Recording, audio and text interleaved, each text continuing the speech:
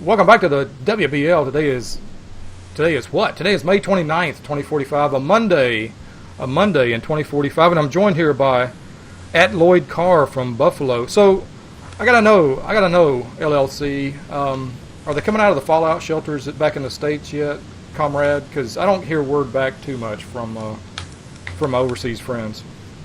Well, it's going good. I mean, I got Donald Mason now, who can't keep talking about a mosque over there. So I missed the borscht. I missed it. But, I know he should.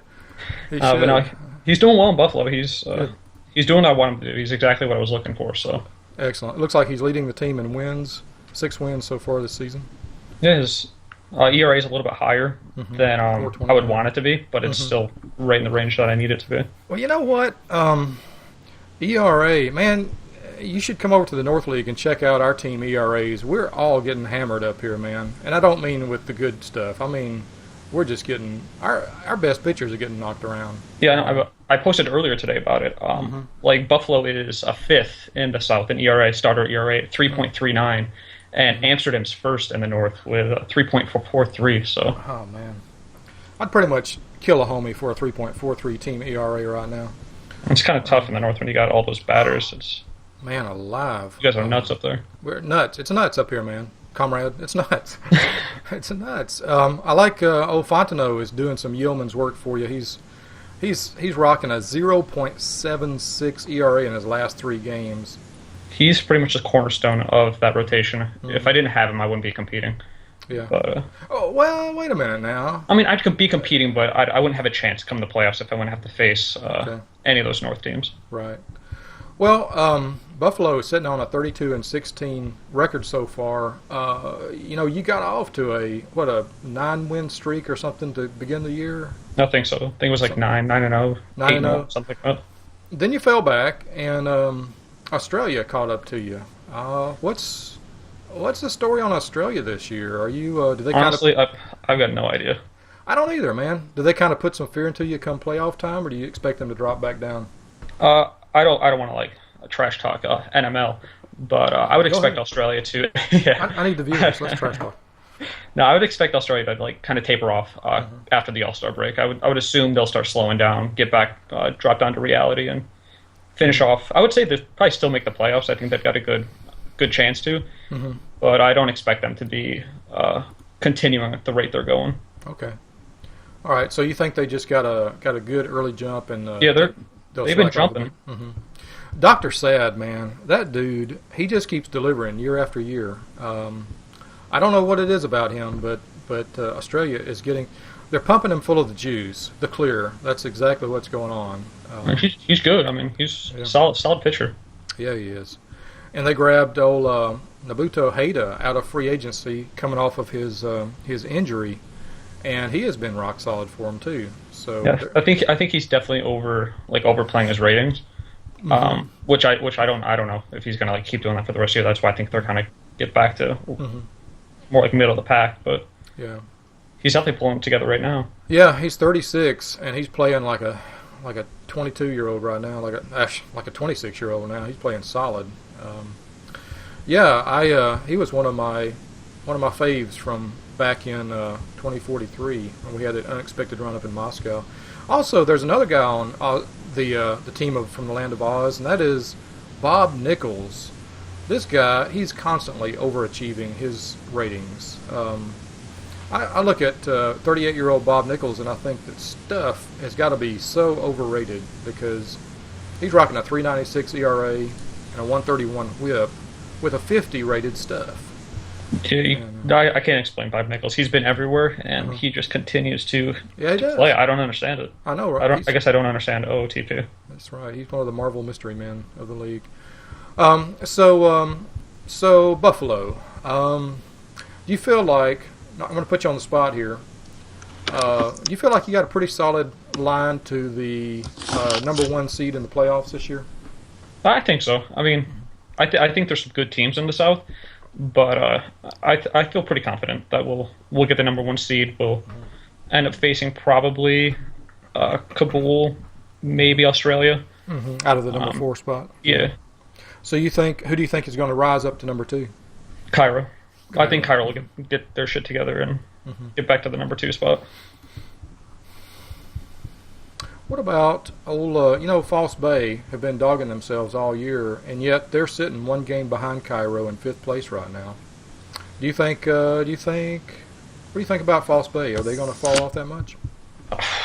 False Bay is tricky. They've got an awesome rotation, probably the best in the league, which might change if they make a trade today. I know JD is trying to move Keane this afternoon, so we'll see what happens with that. But overall, they've got the best rotation, and their offense, they struggle a little bit early on, but that's because they have 5 good hitters, and 2 out of those 5 were, I think, injured, or 2 or 5 were only playing. I don't know what it was, but they had no offensive talent to start the year, so I think they'll probably hang around, but I don't know what they're actually going to do with that offense. It's pretty poor right now. 9th in the league, 9th in the South with 170 runs scored. Wow, yeah, I see that. Wow, they're good night. This is the team that I want.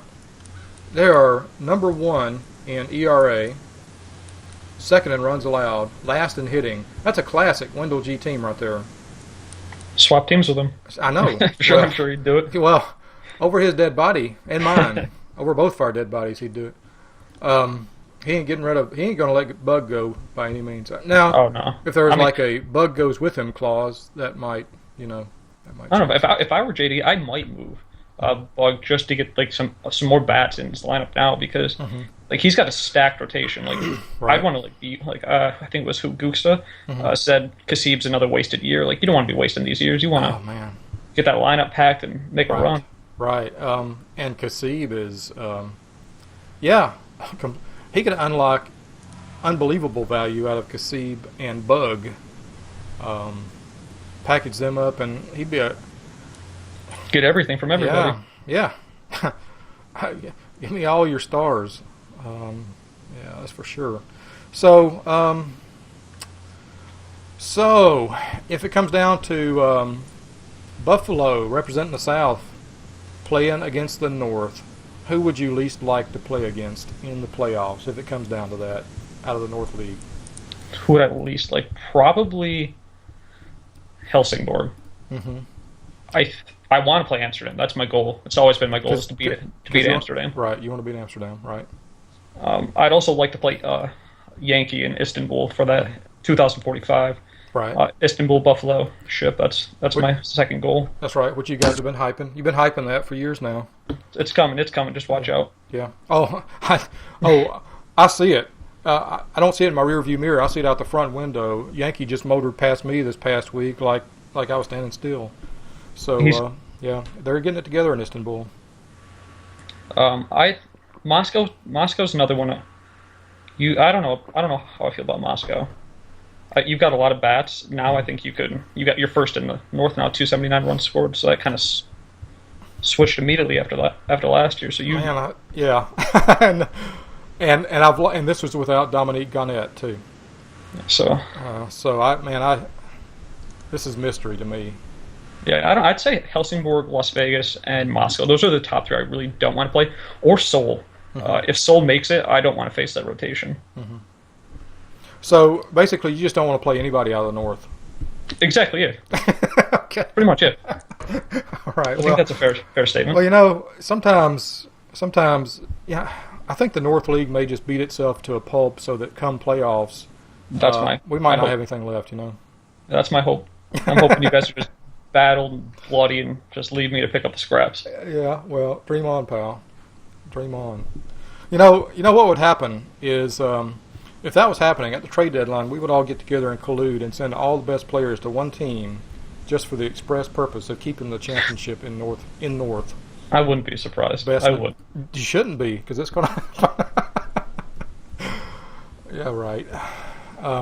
Yeah. So yeah. Let me talk about Moscow here for a minute. I haven't been trumping on my team for a while, and. Nico seems to have finally turned the corner. I had given up on him earlier in the year. I'm sorry, Nico. I did give up on you. I'm not sorry. You pitched like ass, Nico. But he seems to have turned it around. And the one thing I did with Nico is I took his pitch limits off. I took him off a pitch count. I said, you just knock yourself out, dude. And he's responded. He's 3-1 with a 1.36 ERA in his last 4 games. And Jaime Robles, our first base / right fielder, the dude is on fire. He is, over his last 7 games, he's hitting 400 with 5 home runs. He had a 3 home run game performance earlier this year, and 3 home runs in 1 game earlier this year. He just That's got, nuts. I know, he just got a 20-game hitting streak stopped. And it's like he's sending the team a message, like, Dominique who? You know? Yeah, who needs him? I know, right? God. Would have been nice to get some value out of him, though. Oh man, if I thought for 1 New York minute that he was not going to take that player option, I would have. I think I would have shopped him. It's hard to say. Yeah, happened to me too a couple years back with NML. I was trying to trade Big Stick Kim to him, but we couldn't come to agreement. And then it was his player option year, and he didn't sign it, and then he signed with NML anyway. So I didn't really get I didn't get anything out of it. I just lost him. Oh wow. So yeah, I don't trust those player option years. Yeah. This is the first time I've had an issue with it, and you know, it's one of those things that as soon as it happened, I went down through my roster and I was like, all right, who else has a player option? We need to talk, you know. So yeah, I don't know if I could have dealt Garnett anyway, because I probably would have held out. I probably would have held out hope that he would have seen the light and stayed with Moscow. But I mean, looking at the value he eventually did command, that's a definite real-world type of a move there to give up a guaranteed $12 million or $13 million and actually get $24 million or something like that. So yeah, he made out he made a good decision. Yeah, he did for him.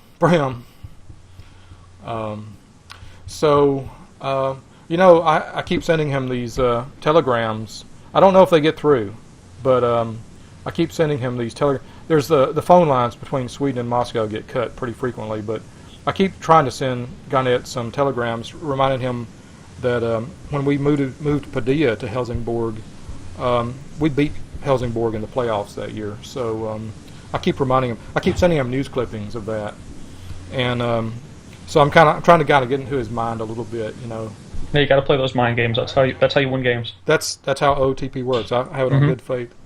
When did you join the WBL, Lloyd? What season was your first season? I believe league. I believe it was 2040. I'm pretty sure it was. Yeah. Okay, so 2040. What kind of team did Buffalo have at that time? That was before my time. They had really no good players. I know Doe was giving me shit when I first started, like expecting me to get like 30 wins my first season. I was like, no, sir, that's not happening. And we overperformed. I feel we did about what I was expecting, like 60 to 70 games or 60 to 70 wins. But there really wasn't much talent on there. I had Gill and who else did I have? Like Nicholson, McVeigh, Bly. I think those are like the only players I have on my team right now that are still there. Borrett and Driscoll. Those are like the only players on my team right now that were there when I first started. Wow. I'm looking at the history page, and it says Buffalo 2040. You were 64-98 and finished 6th, 31 games back. It was a rough year. Yeah. Not much fun. Wow. But you immediately, your next 2 years, 79 and 83, 79 and 83, and then in 2043, why isn't this? This is weird. What's This is really weird. The team history index is dated January 1st, 2044. Oh, I bet our commission didn't update the league website with the history file. I need to gig him about that. Also get the almanac.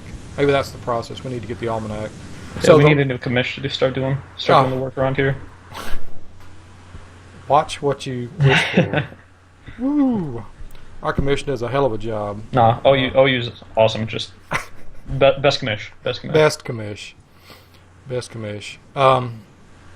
So 2043 is the last year it records here in this history index I'm looking at. So in 2040, your first year at the helm, Buffalo went 64-98. What did you do? The next 2 years, you finished just 4 games under 500. So, pretty good turnaround. You improved by 15 games year over year. What did you do to do the turnaround? I know I made a couple trades to get some minor league talent, and I think I brought those guys up in 2041 and 2042 for the most part. I know like Whitney was one of the guys I got. I can't remember the other guys off the top of my head, but I had some talent when I took over Buffalo that the computer had gotten, or the previous manager, I don't know which. Looks like Nicholson was your closer for... Yeah, he's been my closer ever since I started. Forever. Wow. Yeah. I know I'm hoping he retires American, but it's possible he still goes over to Sweden, over to Orlando. I know he wants him. He wants to get the Swedish boys back home, don't he? Yep, he's been asking. Back to Stockholm. Man, this guy's 33. Wow. Signed to a $5 million contract. Fantastic. I've never taken a good look at Peter Nicholson, but he looks great. No, I like him. He sucks in the playoffs come the ninth inning, but throughout the year he's usually pretty good. I heard something a few years ago on the OOTP strategy boards. They were talking about the best use of relievers, and the comment was made that you want to put your best reliever at your number one relief spot and use him use a lot, and put your second best reliever at closer. Now, I would have to expect that Nicholson is probably your best reliever, and he is your closer. So, do you have any thoughts on that strategy? Really, I don't know. Nicholson's been my closer ever since I started, and I've just kept him there. I've thought about moving McVay up to closer just because he gets angry as the year goes on, based on not being the closer because that's what he wants to be. But I kind of like the setup I have where Nicholson closes and McVay sets him up. Right. And then my middle relief, they're pretty solid. They do what they've got to do. McVay looks like a clone of Donald Mason. Look at that. Throws left. Yep. Stuff, movement control. Very similar. He's good. I like McVay. He's just... He gets antsy because he's not the closer. Wow, $1.5 million. Great contract. Wow. Cool. So, other than your closer and setup, are you pretty happy with your bullpen so far this year? I like them. They do what they got to do. I never expect anything out of a bullpen. Like, you can have guys that are terrible, have great years, guys that have good guys that have bad years. It's always a crapshoot. But these guys can do the work, hopefully, and just not lose me games. But they do what they got to do. Right. So you made, between 2040 and in the 2040 off season, or I guess during the 2040 year, you made some trades to get some prospects, and then you started bringing those prospects up. Is that basically the thing that has powered you to a turnaround here? That's essentially all I've really done. I haven't done anything too outlandish. Just brought up guys that were in the system when I got here. Made a couple trades to get some more talent. Then I've made a couple more trades this year and last year to get some of OU's talent on my team. Right. Because I'm hoping for that magical Amsterdam winning powder like rub off on me. That mojo. Yep. It's real. That mojo is real. I'm here to tell you. Hey, getting Nico on my team completely powered us from like 4th place or something into their 3rd place into the, 6 games. Took us into the 6th game against Amsterdam in the pennant. So, or the National North League Championship Series. I'll get my words right. But then, of course, Nico imploded during the actual series itself. Sabotage. Yes, sabotage. He's a turned agent. But I think it's a thing, that mojo, that old Amsterdam mojo. Now, what about your drafts? I presume you had pretty good draft pick your first years. Yeah, I think my first year I picked Enquist and Haney, but you've got Haney now. Yeah, I've got Haney now. Can't wait to bring Haney up. He's going to help us out soon. I hope so. Enquist, man, what a great favorite player. I got to say, Enquist. I got to say he's probably exceeded expectations. I always thought he was going to do well. When I first saw him, he had a great high school career, and then he had 2 solid years in college. And I figured if you're going to do that consistently, you've got to at least be decent when you come to the WBL. So I was hoping he'd just continue to get those like 300 average seasons, and he's far exceeded that. But I always had hope for him. Did was he kind of a no-brainer pick? Was he the best pick available at the time that you picked him? Yeah, he was. As soon as the draft list came out, I was hoping he'd be one of the guys I could get. So right, nice. Let's see, what else? Who can you take us through maybe a tour of your minor league system? Have you got somebody in the minor league system that you are really watching and waiting for them to be ready to pull up? God, no. My minor league system is a dumpster fire. Oh, man, really? Yeah, there's really no one. Oh. Like, the only reason I can get these guys from, like, OU is because I have draft picks that I can trade, because I don't really have any minor league prospects who are really worth their salt. Okay. Maybe Bessim Inanu, like, the greatest of all time first baseman, potentially. Inanu. You've been trying to shop Inanu for a while. Yeah, I mean, I like him, but I don't really need first baseman. Yeah, I like him, too. You know, I discovered when I took over the system, I had a couple of first baggers in my system who just really outperformed expectations, and they're now playing for other teams. Michael Foster over at Berlin now is their starting. I believe he's their starting first baseman. And there was a guy, Machado, playing for Dublin. I think he's still in their minor league system. That I don't know what it is. I tell Geekast he is a pitcher's factory, and I'm starting to feel like a first base factory here in Moscow. First basemen are everywhere. Yeah, there's too many of them. There's a lot of them. Guys who can hit a little bit, but can't play position. So let's see. What about the game? Thinks that Esteve Montes, playing in your single A team pitcher, is your top prospect. He's all right. I mean, his control's poor, but he's only 19, so that'll get better. True. His movement looks like it's going to be static at like 45, right. so I don't expect that. Yeah. Home run. He's a tater man. Yeah, I don't expect too much out of him. Maybe he'll make it to my team one year. Maybe not. Maybe I'll trade him. I don't know.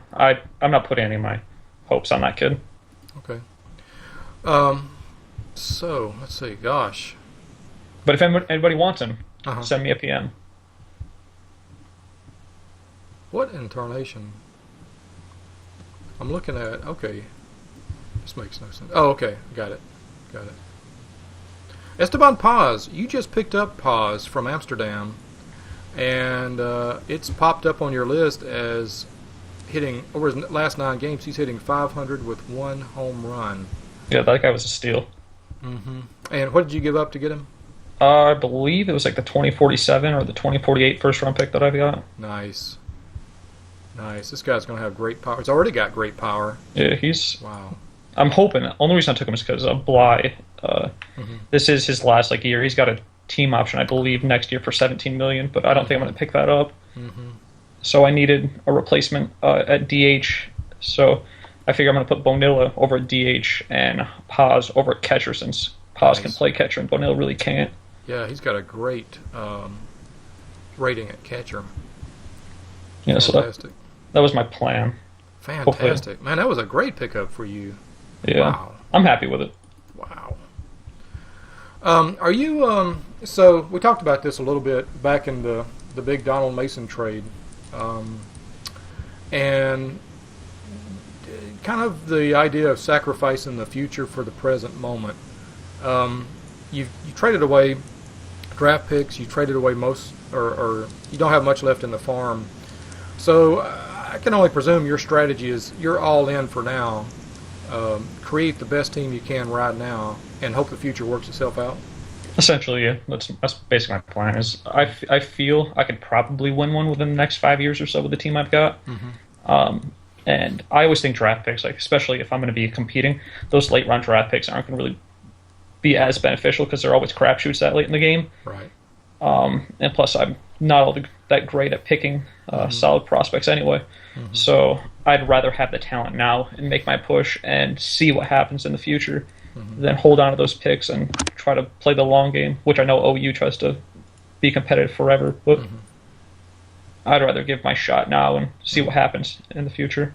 Well, there is a sort of a corollary to the Amsterdam rule of depth, juggernaut forever, and that corollary is you got to win it at some point to bump that budget up, so you've got room to absorb salary dumps with picks and things to keep building for the future. You can't build a juggernaut like that from a position of poverty. At least, I don't think you can. No, I mean, Amsterdam's like in a unique position, and they've been able to capitalize on it. So, more power to them. Yeah. Oh, absolutely. Absolutely. I don't know, man. Amsterdam's getting some flack from the league about moving players, but maybe I'm the only one. But I think what he's doing is pretty darn smart. No, dude, it's incredibly smart. Yeah. Even with all the talent he's moved, he's still first in the North. He's still got a stacked lineup, a stacked rotation. Absolutely. His team's still probably the best team in the North right now. Yep. Unquestionably, I won't argue that. I mean, and that's saying a lot because I look at Helsingborg's lineup and,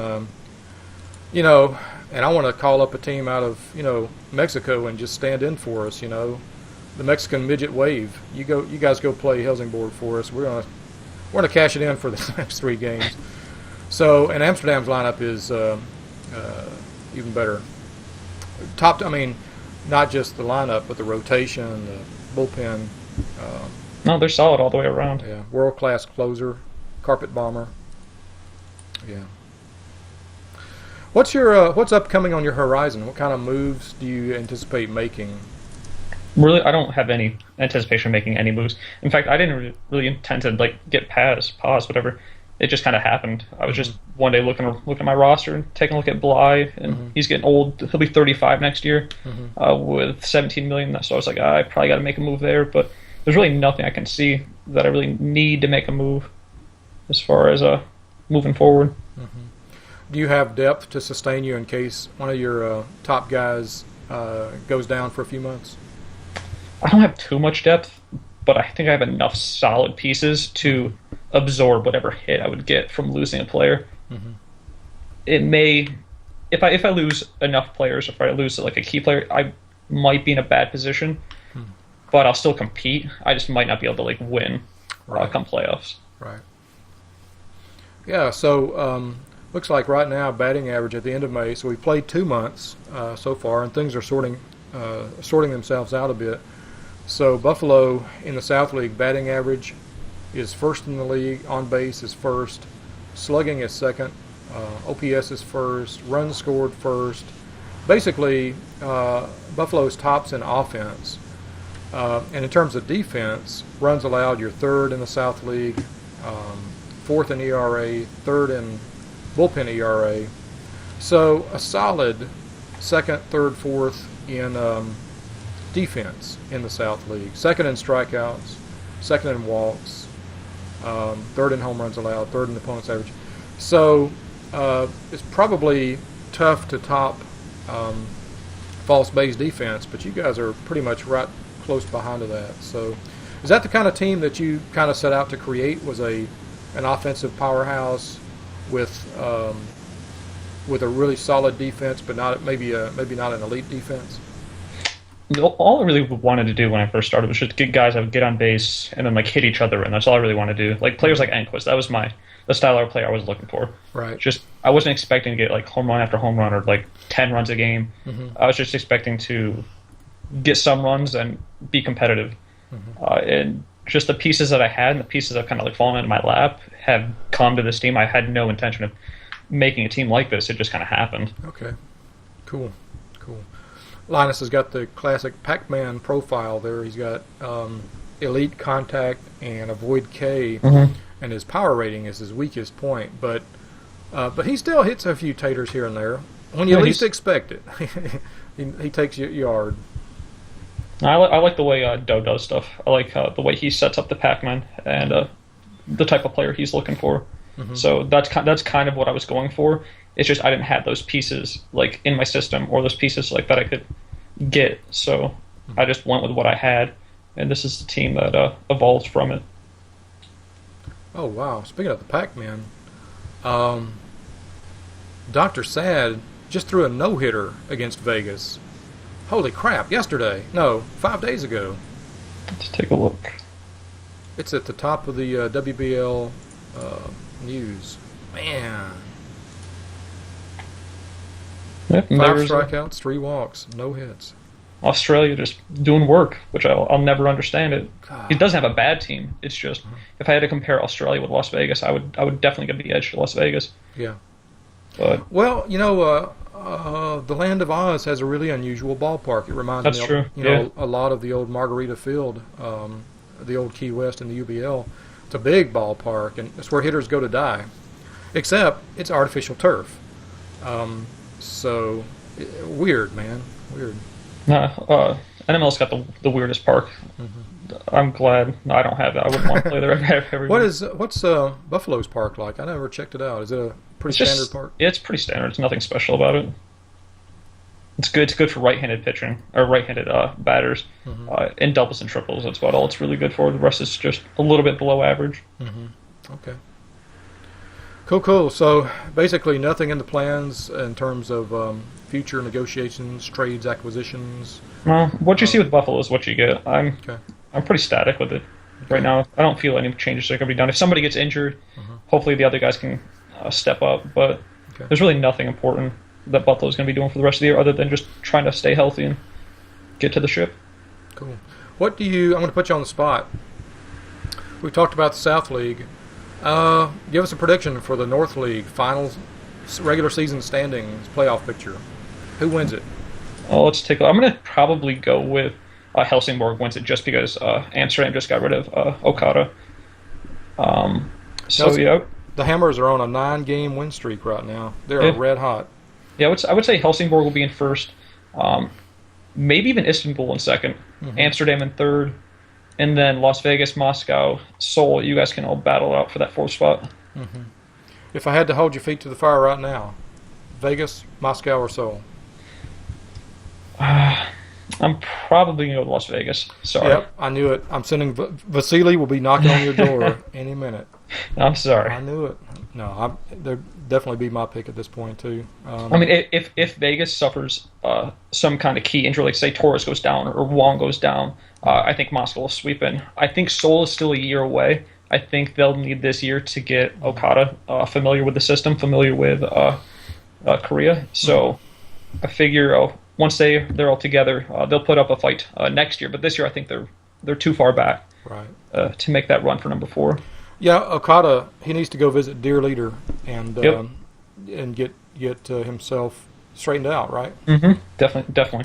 Vegas, just a few sims ago, Vegas made a deal for Jorge Martinez, the Grim Reaper. And, I mean, this is Vegas luck right here. The Reaper he's been injury prone all of his career. He gets to Vegas, it's a system. You knew it was coming. Yeah, I mean, well, you didn't want to know it, but you kind of knew it, right? So I don't know what it is about Vegas. He gets to Vegas, which is known to kill baseball players, and sure enough, torn labrum and out for 3 months. Wait a minute. So 1 month, April 24th, traded to Vegas. May 26th, out for the season. Is that right? Is that pretty much the season? Let's see. This is 3 more months. June, July, August. So he'd be back in time for playoffs. Yeah, he could probably come back for the playoffs and then get in there. Yeah, he could be an impact back. This might actually play perfectly into Doe's. Yeah, keep him healthy. Yeah. Keep him healthy until the playoff. Yeah, this is actually probably perfect. Keep him healthy by injuring him. Yeah. Perfect. Brilliant. I see how Doe does it now. This is long-range planning at its finest. It's a long con. The long con. Well, hopefully he gets a visit by the Sting. So, all right. Well, LLC, thanks for joining us today. Hey, no problem. Thanks for having me. And I'm glad the Donald Mason trades worked out for you.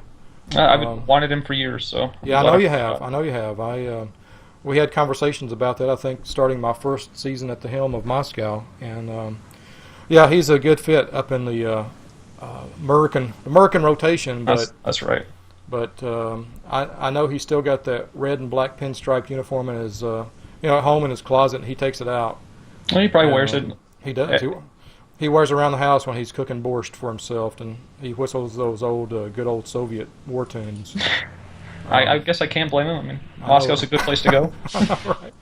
All right, Lloyd, thanks for joining us today. And you guys, thanks for listening, and we'll come back again. Yeah, thanks.